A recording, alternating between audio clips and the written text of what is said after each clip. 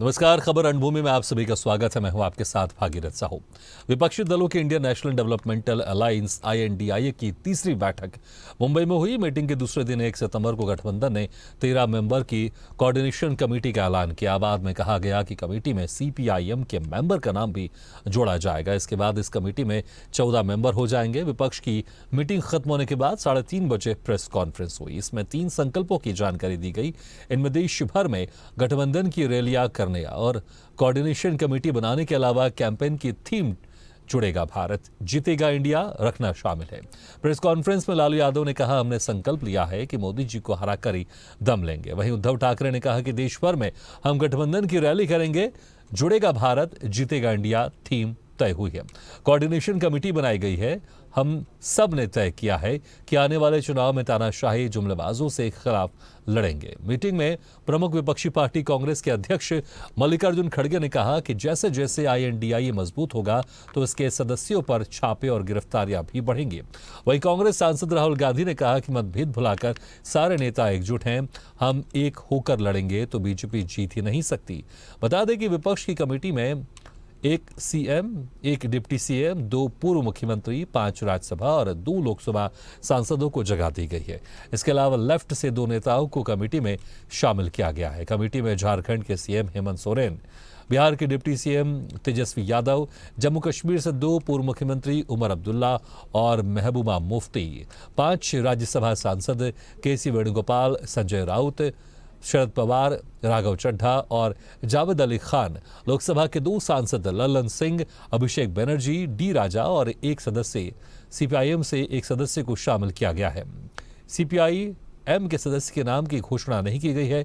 बैठक में गठबंधन के लोगों पर सहमति नहीं बन पाई, इसलिए इसे तीसरी बैठक में लॉन्च नहीं किया गया।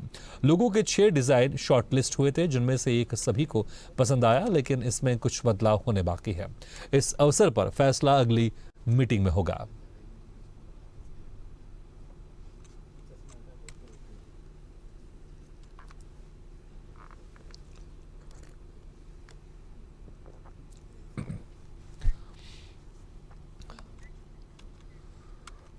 और बड़ी खबर भोपाल से, जहां पर बीजेपी प्रदेश कार्यालय में अहम बैठक। निगम मंडल के अध्यक्ष उपाध्यक्षों की बैठक। 49 निगम प्राधिकरण और मंडलों के पदाधिकारी शामिल। शिव प्रकाश, मुरलीधर राव और BD शर्मा भी मौजूद। बैठक में क्षेत्रवार जिम्मेदारी होगी तय।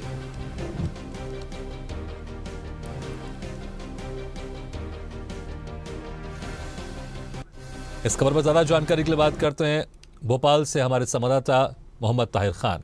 ताहिर, बीजेपी प्रदेश कार्यालय में अहम बैठक की शुरुआत है। निगम मंडल के अध्यक्ष उपाध्यक्षों की बैठक हो रही है, विस्तार से बताएं। भागीरथ, आपको बता दूं कि मध्य प्रदेश में इस साल चुनाव होना है और चुनाव में महज कुछ ही महीनों का समय शेष रह गया है। ऐसे में जो भारतीय जनता पार्टी है वो अपनी जो तैयारियां हैं उसको चुस्त दुरुस्त करने में लगी हुई है। लगातार बैठकों का दौर भारतीय जनता पार्टी के प्रदेश दफ्तर में हो रहा है। लगातार जो संगठन है, चाहे दिल्ली का संगठन हो चाहे मध्य प्रदेश का संगठन हो, वो मध्य प्रदेश के चुनाव पर पूरी तरह से नजर बनाया हुआ है, पूरी तरह से सक्रिय है। अब भारतीय जनता पार्टी विधानसभा चुनाव को फतेह करने के लिए जो निगम के मंडल अध्यक्ष हैं और उपाध्यक्ष या अन्य पदाधिकारी हैं उनका सहारा लेने जा रही है। आज करीब 49 निगम के अध्यक्ष, प्राधिकरण और मंडलों के पदाधिकारियों को भोपाल बुलाया गया है। एक बड़ी बैठक इस समय बीजेपी कार्यालय में आयोजित हुई है। उस बैठक में जो बीजेपी के प्रमुख नेता, चाहे वो शिव प्रकाश हो, मुरलीधर राव हो या प्रदेश अध्यक्ष BD शर्मा हो, वो इन पदाधिकारियों के साथ चर्चा करते हुए इन्हें चुनावी मंत्र दे रहे हैं। आज इस बैठक के बाद कहीं ना कहीं क्षेत्रवार की जो जिम्मेदारी है वो भी तय होगी और इन सभी जो मंडल अध्यक्ष हैं, जो निगम मंडल है विभिन्न मध्य प्रदेश के, उन्हें दी जाएगी। उसके बाद ये लोग बूथ स्तर तक किस तरह से मतदाताओं को रिझाना है, बूथ तक कैसे पहुंचना है और बूथ को कैसे मजबूत करना है, उस पर ये कहीं ना कहीं मंथन करेंगे। साथ ही जो वोट शेयर, बिल्कुल ताहिर, तो बूथ को कैसे मजबूत करना है, कैसे जनता को राजी करना है कि बीजेपी को एक बार फिर से वोट दे, और इसको लेकर अब जो जिम्मेदारी तय की जाएगी इस बैठक पर देखना होगा।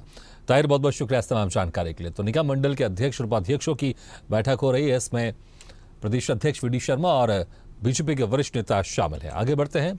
नीमच में पीसीसी अध्यक्ष एवं पूर्व मुख्यमंत्री कमलनाथ ने प्रेस कॉन्फ्रेंस की, जहां उन्होंने प्रदेश की शिवराज सरकार पर निशाना साधा और कहा कि आज प्रदेश का हर व्यक्ति या तो भ्रष्टाचार का शिकार है या भ्रष्टाचार का गवाह है। उन्होंने इसका सिस्टम बना दिया है, नीचे से लेकर ऊपर तक भ्रष्टाचार दीमक की तरह हमारे प्रदेश को प्रभावित कर रहा है। हर चीज में भ्रष्टाचार ये प्रदेश की पहचान बन चुकी है। क्या इससे प्रदेश में निवेश आएगा? एक देश एक चुनाव के सवाल पर कहा कि इसके लिए संविधान में संशोधन की जरूरत है। यह केवल लोकसभा और राज्यसभा की बात नहीं है, राज्यों को भी स्वीकृति देना पड़ेगी। लेकिन जिन राज्यों में भाजपा शासन है वो उन राज्यों में विधानसभा भंग कर सकते हैं। बता दें 4 सितंबर को नीमच से ही भाजपा की जन आशीर्वाद यात्रा शुरू हो रही है, जिसे केंद्रीय रक्षा मंत्री राजनाथ सिंह हरी झंडी दिखाकर रवाना करेंगे।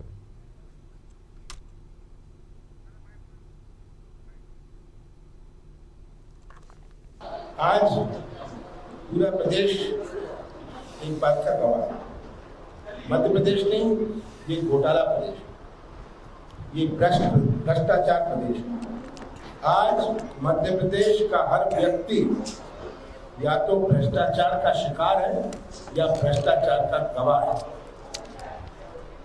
ये एक जो व्यवस्था भ्रष्टाचार की बनाई, ये एक सिस्टम जो इन्होंने बना लिया है नीचे से लेके ऊपर तक, ये दीमक की तरह हमारे प्रदेश को प्रभावित करेगी। भ्रष्ट प्रदेश, घोटाला प्रदेश, 250 घोटाले रोज आप सुनते हैं, कोई ना कोई घोटाला, भर्ती में घोटाला, हर चीज में घोटाला। ये आज मध्य प्रदेश की पहचान है। आज तो जिस तरह से एक देश एक चुनाव को लेकर बीजेपी लगातार इसमें काम कर रही है और बीजेपी ये चाहती कि एक देश एक चुनाव हो, अब इसको लेकर विपक्षी पार्टियों की तरफ से पलटवार देखने को मिला। कमलनाथ ने इसको लेकर सवाल खड़े किए। चलिए इसी पर चर्चा करने के लिए जो मेहमान हमारे साथ मौजूद है, मैं उनका आप लोगों से तारुफ कराता हूँ। हमारे साथ हैं बीजेपी प्रवक्ता गिद्धीर जी और कांग्रेस प्रवक्ता रोहित नायक जी। आप दोनों मेहमानों को बहुत बहुत स्वागत है। सबसे पहले गिद्धीर जी, आपसे पूछना चाहूंगा, देखिए अगर हम शुरुआती बात करें, जब आज़ादी हुई, आज़ादी के बाद अक्सर देखा जा रहा था कि इस तरह के चुनाव कहीं ना कहीं सिस्टमेटिक तरीके से शुरुआत में हो रहे थे, लेकिन उसके बाद धीरे धीरे ये आगे उसमें चेंज होता गया। क्योंकि देखिए कुछ राज्य सरकार अगर चुनाव हो भी जाते हैं 6 महीने के बाद, कोई सरकार गिर जाती है, कोई सरकार 1 साल के बाद गिर जाती है, कोई सरकार 2 साल के बाद गिर जाती है, उसके बाद फिर से चुनाव करवाने पड़ते हैं। अगर एक देश अगर एक चुनाव हो भी जाएगा तो ये कैसे लंबा समय तक सस्टेन कर पाएगा? अगर कोई राज्य सरकार की अगर कोई सरकार बीच में गिर जाए या केंद्र सरकार की जो सरकार है वो बीच में गिर जाए, तो कैसे आप इसको मैनेज कर पाएंगे? बहुत सारे सवाल हैं, इसको लेकर विपक्षी पार्टी भी सवाल खड़े कर रहे हैं। देखिए, सबसे पहली बात यह है कि भारतीय जनता पार्टी की सरकार जो है जनहितैषी सरकार है, और जब यहाँ पर कोई निर्णय लिया जाता है, कोई नियम पारित किया जाता है तो सर्वसहमति से किया जाता है। और महत्वपूर्ण यह है कि उसको जनहित और राष्ट्रहित के लिए उस दृष्टिकोण से देखकर किया जाता है। कांग्रेस जो है जब भी देश की प्रगति की बात आती है तो हमेशा एक रोड़ा अटकाती है। उसी प्रकार से इनका आचरण जो है इस बार भी वैसा ही कर रहा है। देखिए अभी आपने सर्वसम्मति की बात की, गिद्धीर जी आपने सर्वसम्मति की बात की। अगर कोई इसमें कोई अगर प्रश्न चिन्ह लगा रहा है तो फिर वो तो सर्वसम्मति तब होगी ना जब सारे डाउट क्लियर हो जाएंगे। अगर विपक्षी पार्टी के नेता अगर सवाल उठा रहे हैं, प्रश्न चिन्ह लगा रहे हैं, तो सर्वसम्मति कैसे बनेगी? देखिए, अभी तो यहाँ पर केवल समिति बनी है, अभी तो सहमति की बात ही नहीं आती। अभी तो समिति अपना कार्य करेगी। और जहाँ तक के बात आ रही है जनता के निर्णय की, तो कांग्रेस ने तो देखिए हमेशा से जो है दो मुंहा चेहरा अपनाया है।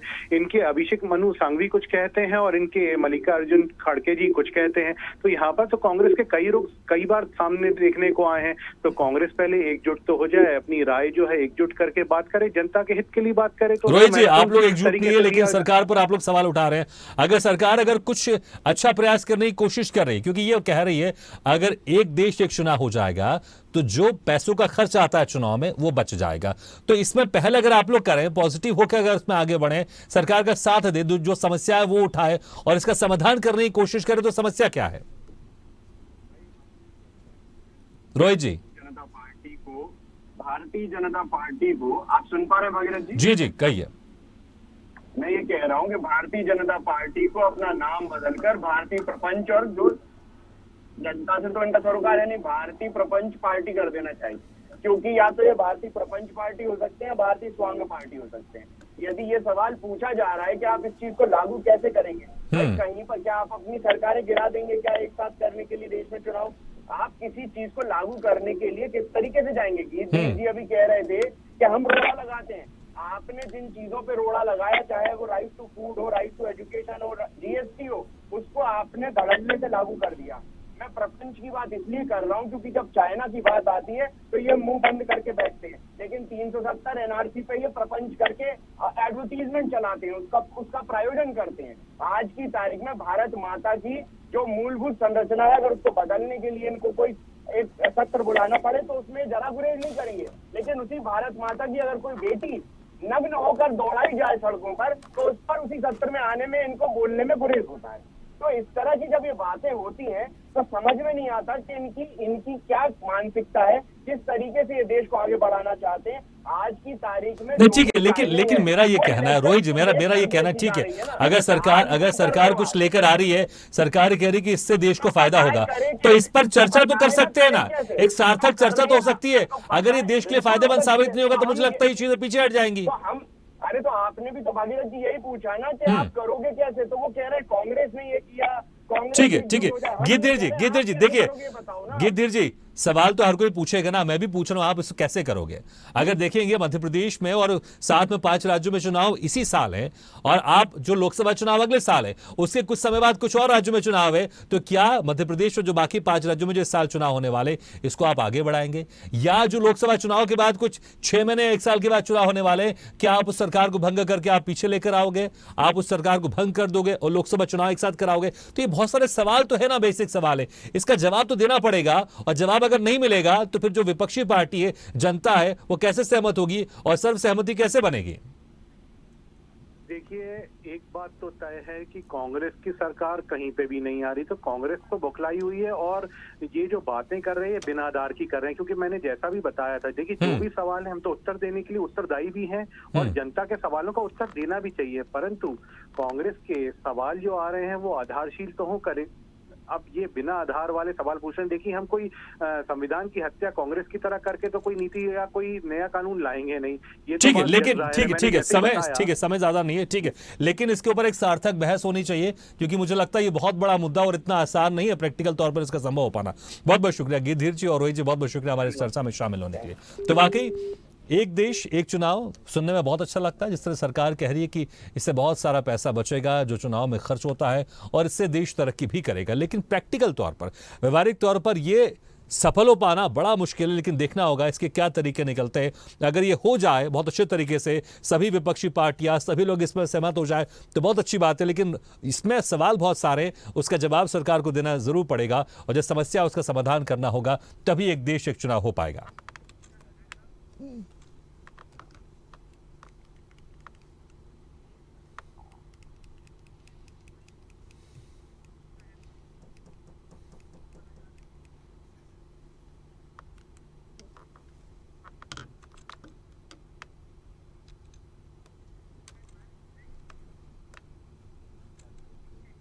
और बड़ी खबर भोपाल से, जहां पर बीजेपी की दूसरी सूची हो सकती है जारी, भाजपा की दूसरी सूची जल्द हो सकती है जारी। भाजपा से इन उम्मीदवारों के नाम लगभग तय हैं। दमोह से सिद्धार्थ मलैया, छिंदवाड़ा से बंटी साहू, शाजापुर से अरुण भीमावत, बीजावर से राजेश शुक्ला और राम प्यारे कुलस्ते निवास से, लखनदौन से विजय कुमार उइके, कटंगी से पूर्व सांसद बोध सिंह भगत, बड़नगर से मुकेश पंड्या, डबरा से इमरती देवी, राघोगढ़ से हिरेंद्र सिंह बंटी, राजनगर से अरविंद पटेरिया, बैतूल से हेमंत खंडेलवाल, बुरहानपुर से अर्चना चिटनीस, नागदा से दिलीप सिंह शेखावत का नाम लगभग तय माना जा रहा है। इन सीटों पर 2 से 3 नाम का पैनल है। जुनारदेव से आशीष ठाकुर और नथन शाह कवरेती, अमरवाड़ा से उत्तम ठाकुर और कामनी शाह, परासिया से ताराचंद बावरिया और ज्योति डहरिया, जबलपुर पश्चिम से अभिलाष पांडे और प्रभात साहू, जबलपुर उत्तर से धीरज पटेरिया और रोहित जैन, घोड़ा डोंगरी से मंगल सिंह और गंगा बायू के, देवरी से ब्रिज बिहारी पटेरिया और मंगल सिंह लोधी, सतना से शंकरलाल तिवारी, रत्नाकर चतुर्वेदी और लक्ष्मी यादव। रैगांव से बात करें तो रैगांव से प्रतिमा बागरी, रानी बागरी, पुष्पराज बागरी, सियावल से रिति पाठक और विश्वामित्र पाठक, कोतमा से लवकुश शुक्ला और उमा सोनी, तेंदुखेड़ा से विश्वनाथ प्रताप सिंह और राव उदय प्रताप सिंह, गाडरवारा से गौतम पटेल और साधना स्थापक, राजगढ़ से अमर सिंह यादव, प्रताप सिंह, मंडलोई, हरिचरण तिवारी, खिलचीपुर से हजारीलाल दांगी और दिनेश पुरोहित, आगर से ओम मालवीय, मधु गहलोत, गोपाल परमार। तो सैलाना की बात करें तो गुमान सिंह डामोर, नारायण मेड़ा, संगीता चेरल, और आलोट से बात करें तो रमेश मालवीय और जितेंद्र गहलोत, सेंधवा से विकास आर्य और डॉक्टर रहलत सेनानी, राजपुर से अंतर पटेल और सुभाष पटेल, करेरा से जसवंत जाटव और रमेश खटेक, शिवपुर से दुर्गालाल विजय, महावीर सिंह, सिसोदिया ब्रिजराज सिंह, मुरैना से रघुराज सिंह, कंचाना रुस्तम सिंह, राकेश रुस्तम सिंह, दिमनी से गिरिराज दंडोतिया, शिवमंगल सिंह तोमर, ग्वालियर दक्षिण से नारायण सिंह कुशवाहा और अनूप मिश्रा, पानसेमल से दीवान सिंह पटेल, श्याम बर्डे और विकास टाबर। इन सीटों पर 3 से ज्यादा दावेदारों के पैनल हैं। वो है खरगोन से भीकनगांव और भगवानपुर, झाबुआ, थांदला और सरदारपुर, गंदवानी, मनावर, इंदौर और देपालपुर।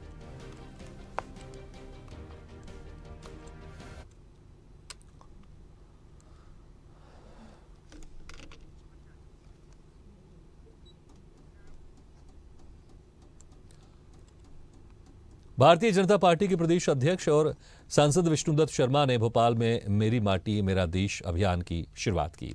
वीडी शर्मा भोपाल के शाहपुरा में शहीद कैप्टन देवाशीष शर्मा के निवास पर पहुंचे और उन्होंने शहीद कैप्टन की मां निर्मला शर्मा के साथ मिट्टी और चावल पवित्र कलश में एकत्रित किए। मध्य प्रदेश में इस साल के अंत में विधानसभा के चुनाव होने हैं, इसकी तैयारियां जोर शोर से चल रही है। सत्ताधारी बीजेपी भाजपा के कामकाज के आधार पर वोट मांग रही है। ऐसे में अब चुनाव को देखते हुए भाजपा का मेरी माटी मेरा देश देशव्यापी अभियान बेहद महत्वपूर्ण माना जा रहा है। इस अभियान की शुरुआत भाजपा के प्रदेश अध्यक्ष वीडी शर्मा ने की। इस अभियान को भाजपा की मतदाताओं तक पहुंचने की कोशिश माना जा रहा है।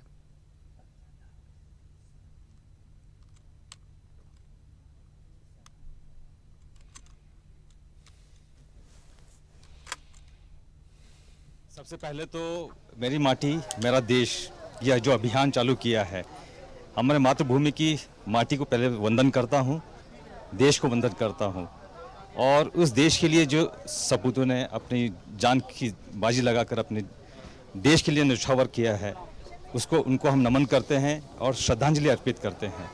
इस अभियान से पूरा देश उनको श्रद्धांजलि भी अर्पित कर रही है और साथ में देश के युवाओं को एक संदेश दे रही है, प्रेरणा दे रही है। देश के अंदर माननीय प्रधानमंत्री नरेंद्र मोदी जी के आह्वान पर मेरा माटी मेरा देश ये अभियान की शुरुआत हुई है। माननीय प्रधानमंत्री नरेंद्र मोदी जी ने देश के अंदर जिन क्रांतिकारियों ने, जिन शहीदों ने इस भारत माता की भूमि के लिए अपना बलिदान दिया है, ऐसे सभी लोगों को गांव-गांव से याद करते हुए हर घर से एक मुट्ठी मिट्टी और चावल लेकर के सभी ब्लॉक लेवल पर स्मारक के साथ 31 अक्टूबर को कर्तव्य पथ पर 75,000 कलश जो देश भर से आएंगे वहां स्थापित होंगे और माननीय प्रधानमंत्री मोदी जी ने जो आह्वान किया है और उसी आह्वान के निमित्त में आज भोपाल के अंदर आज इस अभियान की शुरुआत करते हुए भारतीय जनता पार्टी के सभी कार्यकर्ता आज शहीद कैप्टन देवाशीष शर्मा जो कारगिल में शहीद हुए, आज उनके घर से उनकी मां ने बड़े भावुक क्षण के साथ एक मुट्ठी मिट्टी उस अमृत कलश के अंदर दी है। ऐसे ही वीडियो के लिए लाइक करें, शेयर करें, फॉलो करें और YouTube पर जाकर सब्सक्राइब करें और बेल आइकन को दबाना ना भूलें। और ताजा तरीन अपडेट के लिए swedeshlive.com पर जरूर जाएं।